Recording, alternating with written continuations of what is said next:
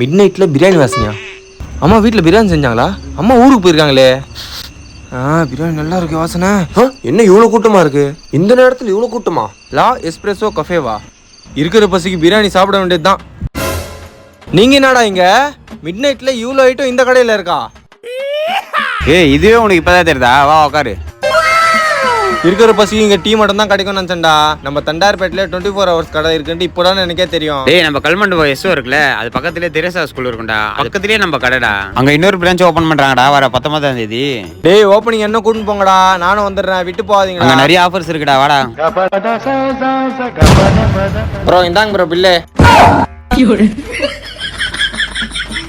இதுதாங்க இவங்க புது பிரான்ச். இந்த பிரான்ச் பாத்தீங்கன்னா வர மே 19ஆம் தேதி கிராண்ட் ஓப்பனிங் பண்றாங்க. மே 19ஆம் தேதி ஆஃபர் பாத்தீங்கன்னா நீங்க எது வேணாலும் 2 வாங்குனீங்கன்னா 1 ஃப்ரீங்க. டீ பாத்தீங்கன்னா வெறும் 5 ரூபா தான். மே 19 இந்த ஆஃபரை மிஸ் பண்ணாதீங்க. பாய்.